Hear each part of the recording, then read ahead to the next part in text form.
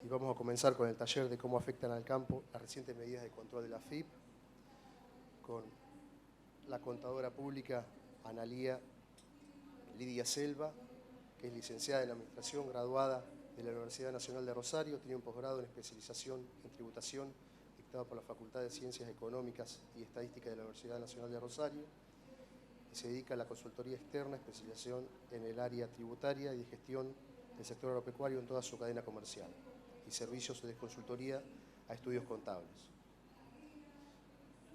Yo soy socio de la Regional Bragado Chivilcoy y bueno, y los dejo con Analía. Voy a usar este. Gracias. Bueno, buenos días. Ante todo, quiero agradecer a Presid. Es la segunda vez que me han invitado a participar en estos talleres y realmente es un reconocimiento y un orgullo en lo personal poder estar con ustedes. Además, como hablábamos recién, con una de las primeras participantes que llegó, digo, primer tema, un día, primera jornada, y venir a martirizarnos con el tema impositivo, yo creo que es cierto, le van a dar un diploma adicional, reclámenlo cuando salgan de la charla. Bueno, recientes medidas de la AFIP. Un poco para el puntapié inicial de esta charla, no podemos marginar el tema de lo que la AFIP esté haciendo o piense hacer a futuro, de qué es lo que está pasando con la presión tributaria del sector y fundamentalmente cuánto está pagando o sea, de cada peso de renta del productor agropecuario, cuánto se lleva el fisco, entendido el fisco en sus tres estratos, nacional, provincial y municipal. Bueno, la Fundación FADA, que he visto aquí cuando entraba que está participando también de este evento, publica cada 3 meses el índice FADA de participación del Estado en la renta agrícola. Lo hace ponderando los principales cultivos, trigo, maíz, soja y girasol. El último informe de fecha junio del 2015 arroja lo que ustedes tienen allí a la vista, que el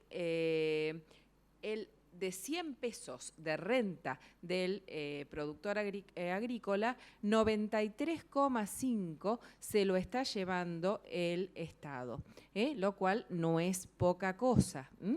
Esto al margen de los regímenes de información y las complejidades administrativas que vamos a ir viendo. O sea, un índice que lo teníamos en un 75, 74, 75% en el periodo 2009-2013, se empezó a incrementar en ese periodo luego de los derechos de exportación, antes estaba más bajo, pero ese incremento lo teníamos compensado o justificado, podríamos decir, en tipos de cambio altos y en buenos precios de los commodities agrícolas. Hoy tenemos un salto al 93,5% y la situación no es la misma. O sea, la situación es atraso cambiario, inflación y caída de los valores de los commodities.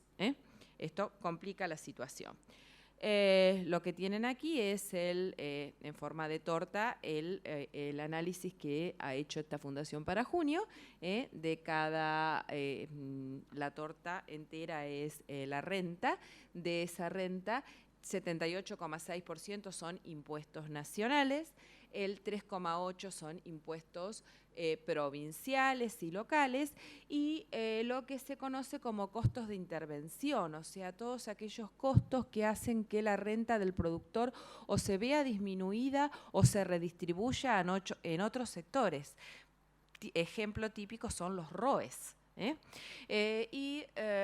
Bueno, la renta de la tierra que me está absorbiendo el 16,6% y entonces, en definitiva, ese famoso resultado negativo de la explotación que estamos hace unos cuantos meses leyendo en cualquier artículo de doctrina o newsletter a la cual consultemos.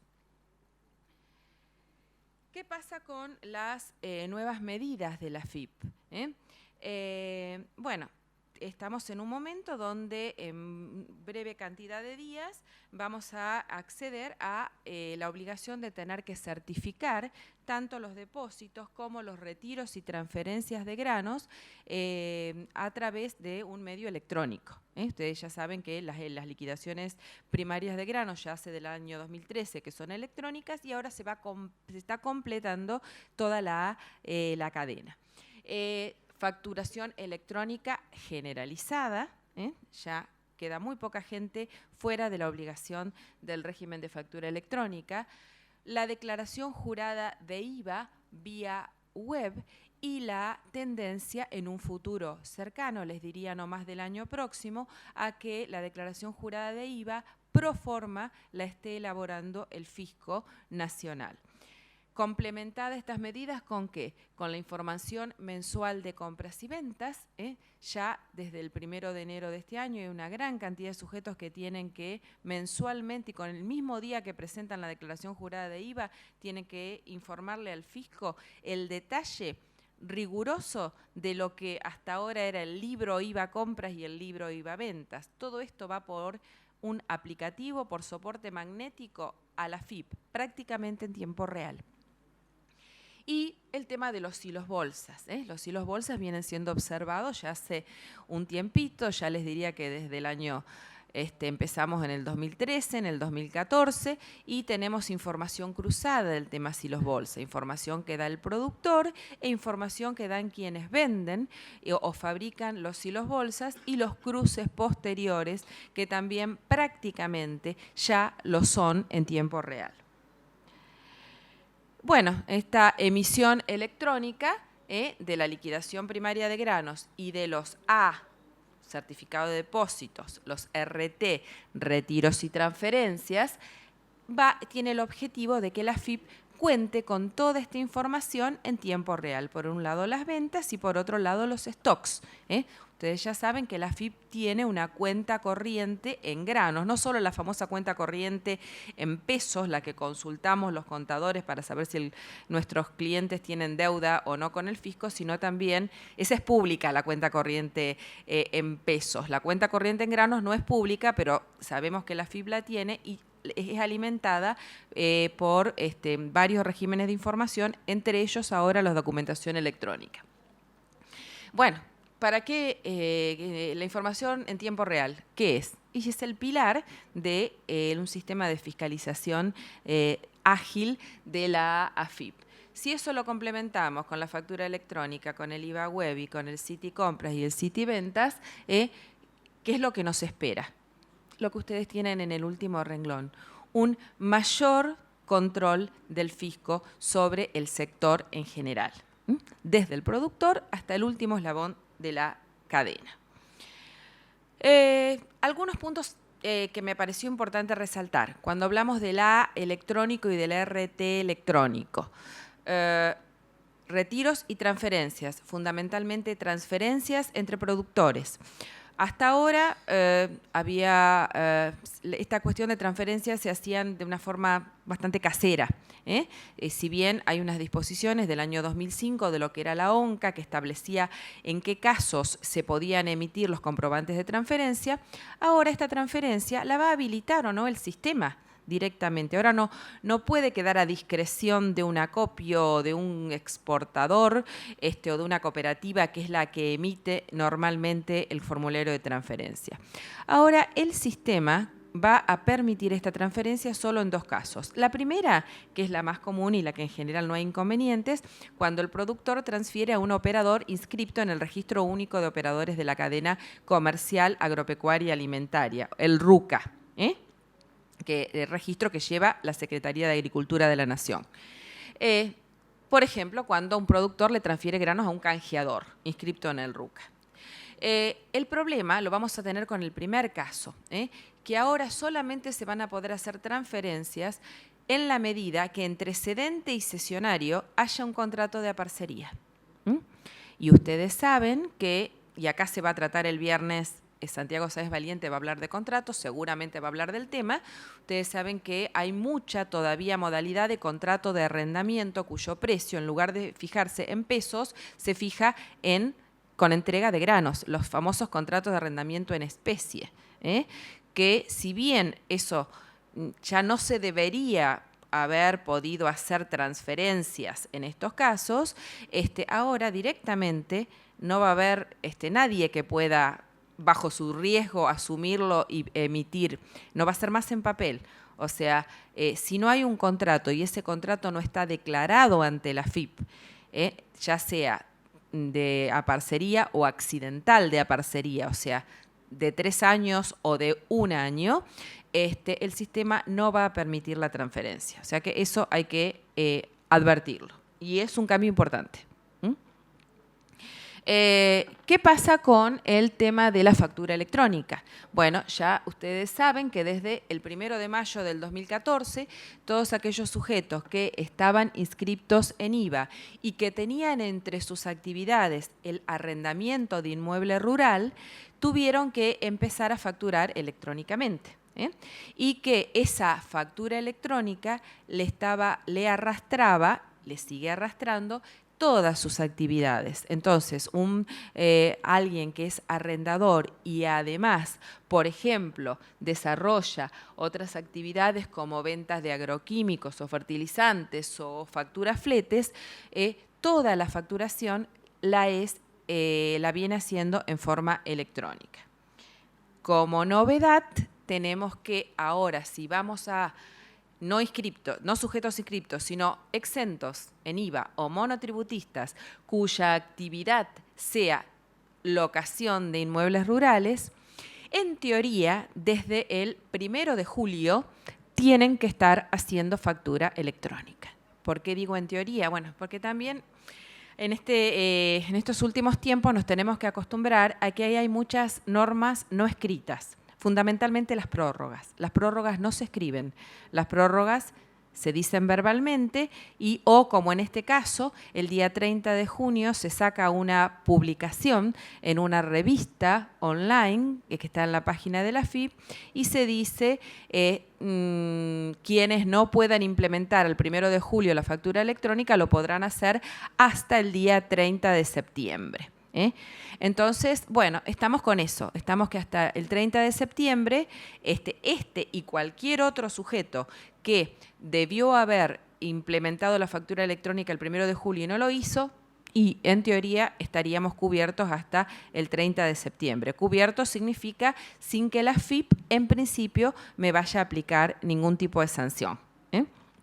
Pero hoy o el 30 de septiembre esto ya está y esto vino para quedarse. La factura electrónica es online.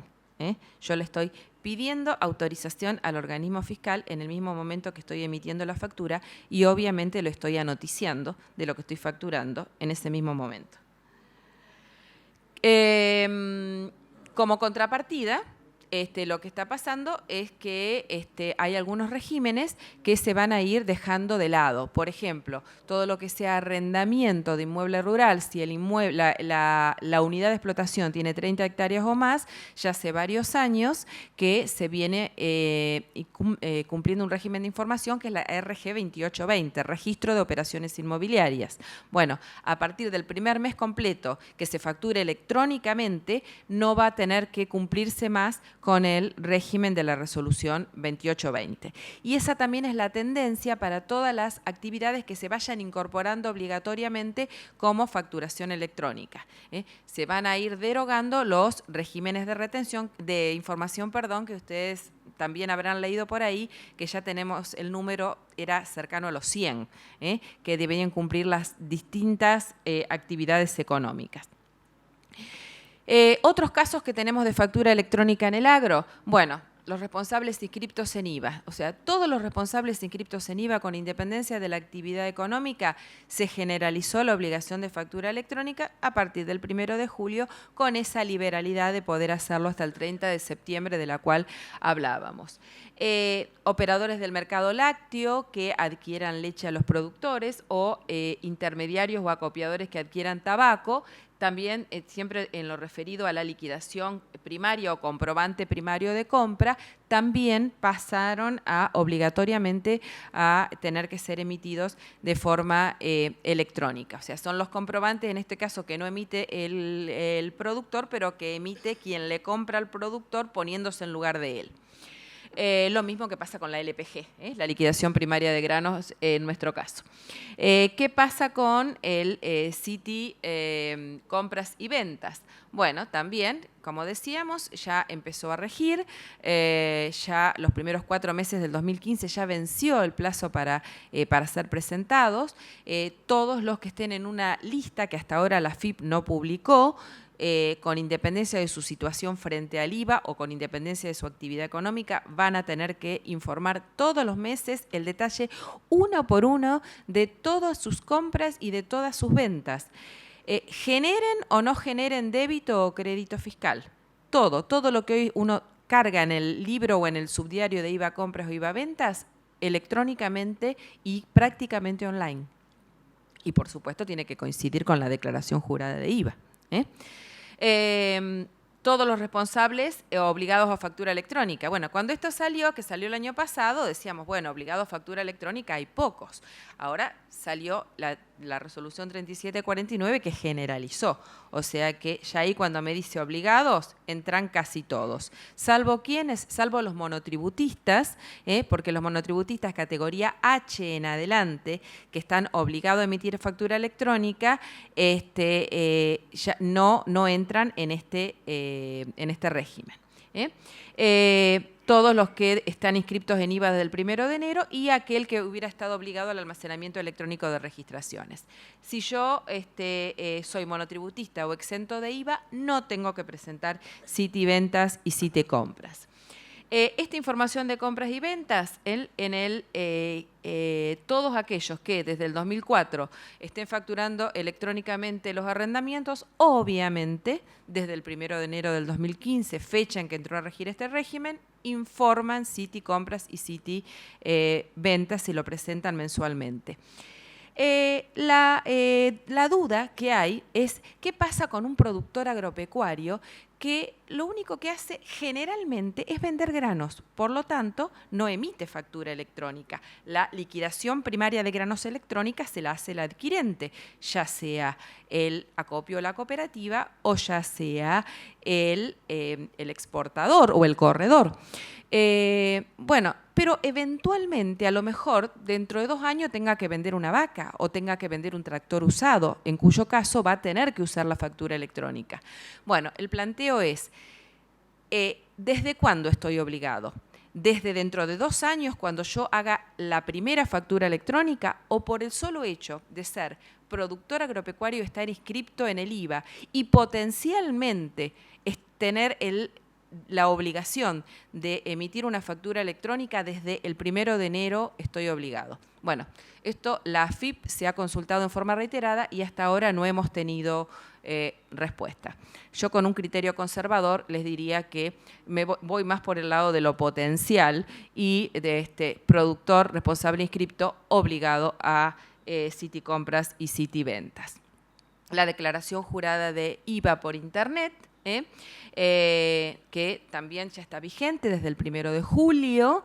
En este caso, ¿quiénes son aquellos que no están alcanzados? Si estamos hablando de aquellos productores agropecuarios inscritos en el Registro Fiscal de Operadores de Granos y que reciben con cierta demora, ¿no?, el reintegro de las retenciones agropecuarias. En ese caso, ese hecho por ahora me exime de la declaración jurada de IVA por Internet. Si soy IVA anual, productores exclusivamente agrícola-ganaderas que presentan la declaración jurada de IVA anual, por ahora eximidos de esta declaración jurada vía web. O sea, seguimos con el aplicativo tradicional. Si estoy adherido a la ley de promoción para biocombustibles o si en el caso de productores o de otros eslabones de la cadena que realizan operaciones de exportación, en esos casos no estoy por ahora obligado a la declaración jurada de IVA web. ¿Quiénes quedan entonces sí adentro de la obligación? Y bueno, por aquellos productores que están suspendidos o no han adherido nunca al registro fiscal de operadores de granos, o aquellos productores también ganaderos que no han adherido al régimen de IVA anual. Esas son en nuestro sector los casos. Y el tema de los silos bolsa, que adelantábamos hace unos minutos. Ya empezamos con el tema, ya sabemos todo, que los silos bolsa empezaron a ser visualizados por el fisco como un lugar no solo de almacenaje de granos, donde en muchos casos se presumían ocultamientos desde el punto de vista fiscal, y por otro lado también se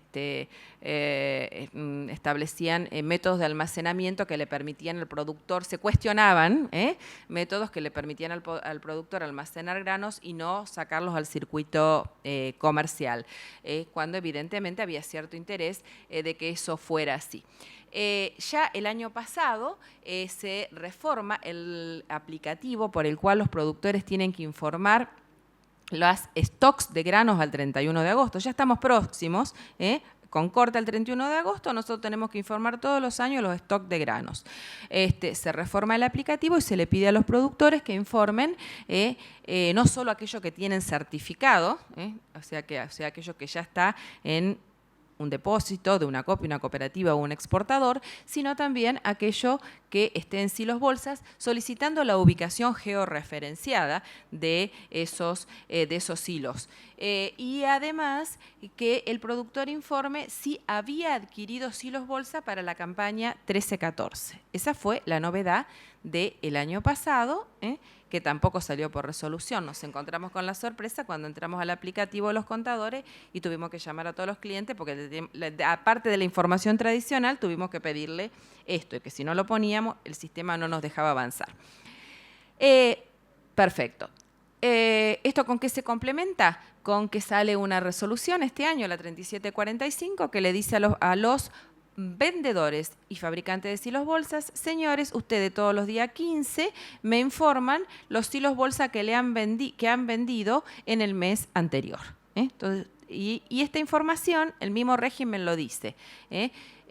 ¿Para qué va a servir? Para verificar al informante, pero para hacer cruces, no solo cruces con la información que dieron esos informantes, sino cruces con terceros, o verificar lo que informaron los terceros. ¿Quiénes son los terceros? Los que compraron los silos.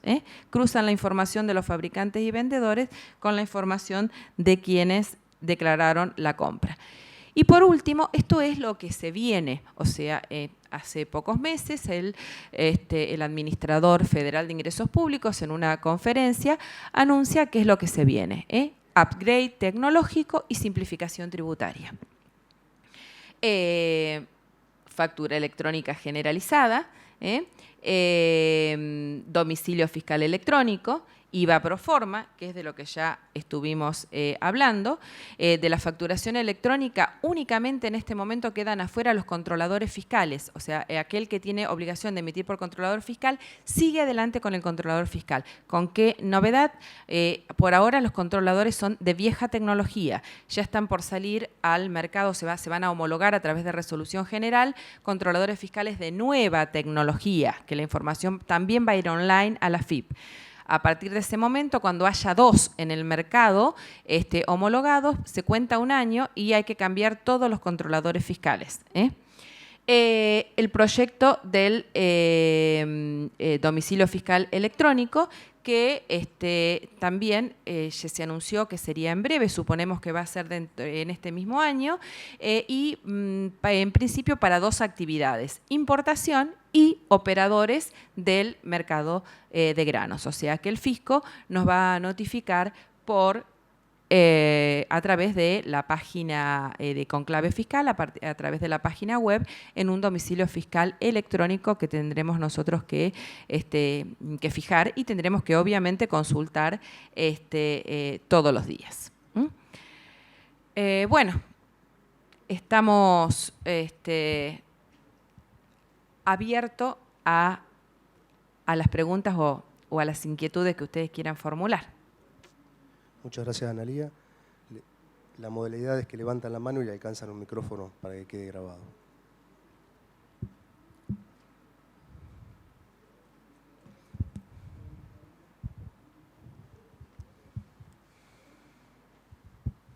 Buen día, contador. Buenos días.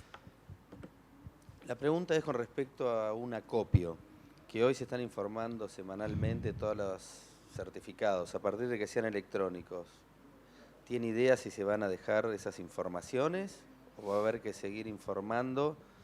Porque si lo tienen electrónicamente ya la van a tener de antemano, digamos, ¿no? Bien. La idea que yo tengo es que todo va a continuar igual. Por ahora no se ha derogado ningún régimen.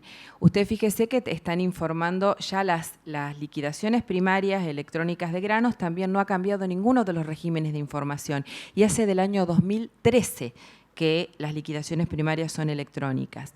Por ahora, todos los regímenes continúan, no ha sido derogado ninguno.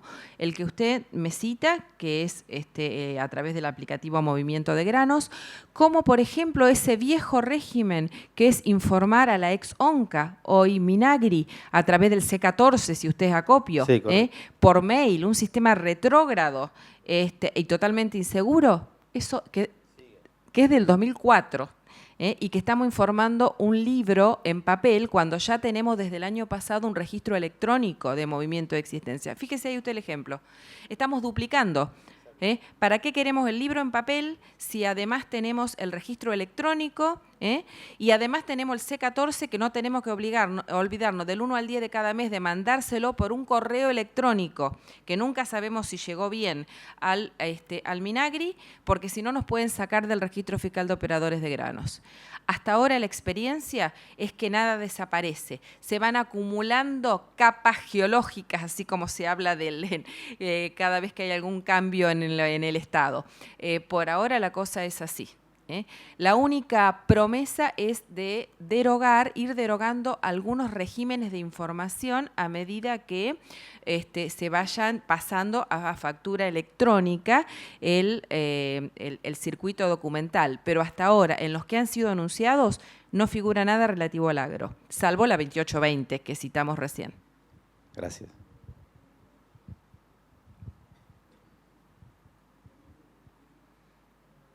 ¿Quedaron todos apesadumbrados o...? ¿No hay ninguna pregunta?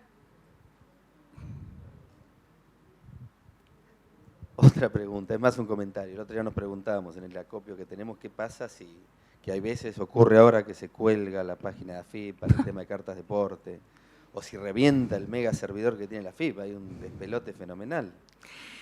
También hablábamos al principio, antes de que empezara la charla, sobre ese tema, diciendo que acá una de las participantes me decía que le llamaba la atención que su contador la llamara los sábados a la tarde.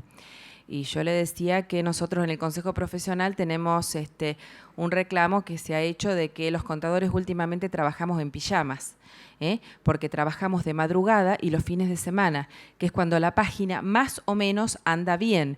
Si no pasa lo que pasó, por ejemplo, este fin de semana, que el domingo a las 5 de la tarde corrieron un programa en el cual se dio de baja un montón de gente de la constancia de inscripción y se le anuló los domicilios como domicilio erróneo. Le digo porque me pasó, porque el lunes a la mañana lo pude verificar y bueno, después mágicamente el martes a la mañana estaba todo solucionado. El lunes y martes la mayoría de los operadores no pudieron emitir ni liquidaciones primarias ni liquidaciones secundarias de granos. Estaba el famoso error 450, el error 500, el error 200 y pico, no sé. Ayer a la tarde parecía que la mayoría de los errores habían sido solucionados. El IVA web, ¿qué pasó con el IVA web? Empezó a vencer el día lunes de la semana del día 20, vencía del 20 al 24.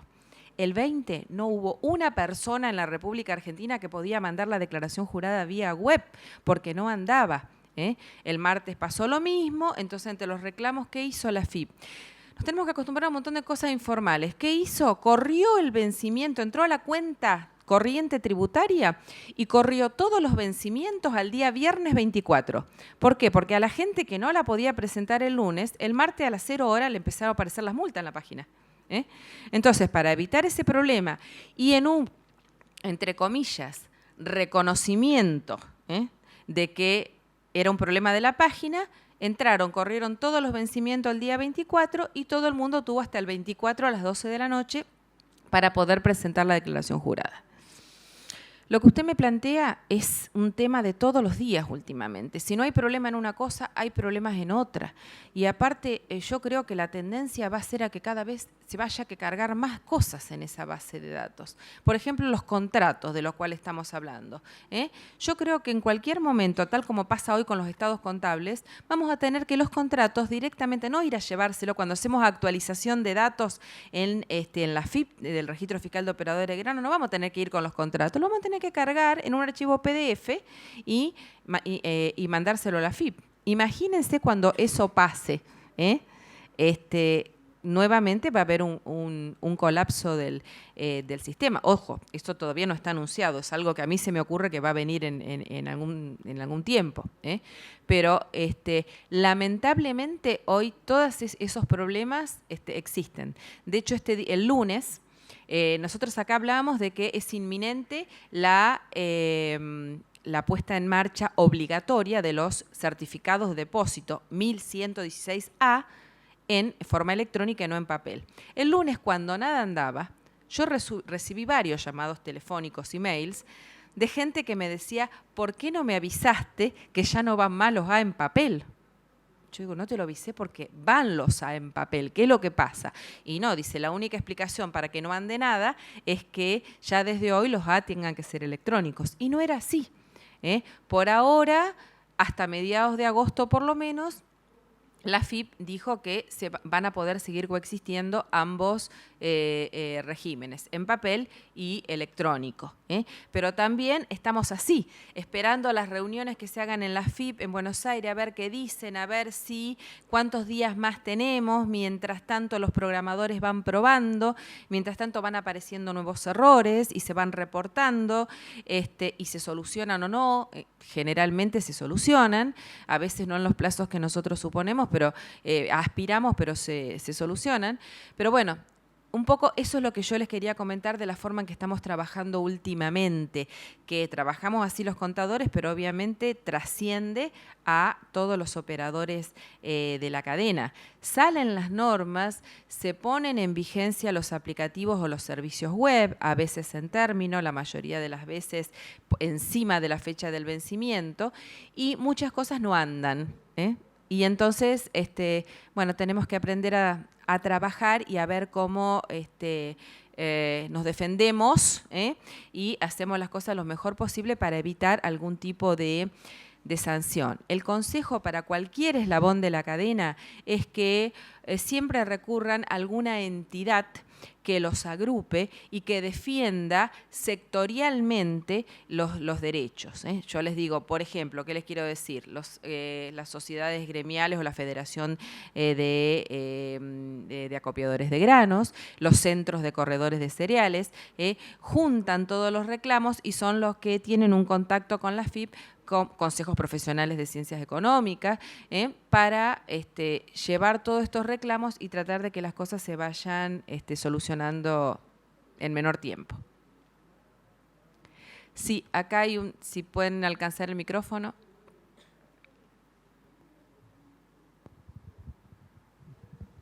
Yo te quería preguntar si hay algún tipo de acción legal que uno pueda hacer frente a esto, así como se hace un recurso de amparo para devolución de IVA, porque digamos se superponen un montón de cosas que es un exceso de tarea más allá de la cantidad de carga impositiva que se tiene. ¿Acción legal contra qué cosa? ¿Contra cuando la página no anda, por ejemplo? No, digamos, presentar una acción legal contra la FIP de que estamos superponiendo un montón de cosas que no.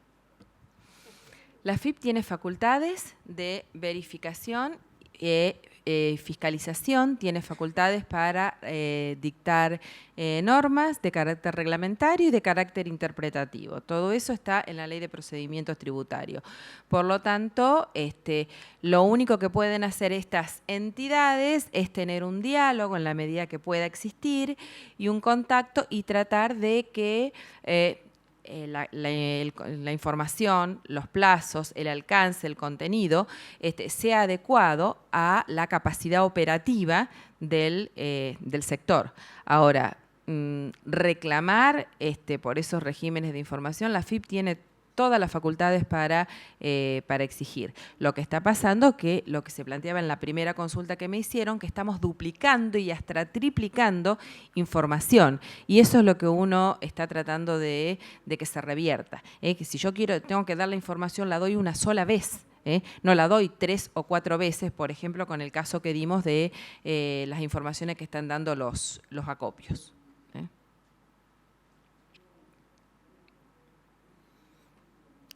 ¿Alguna otra inquietud?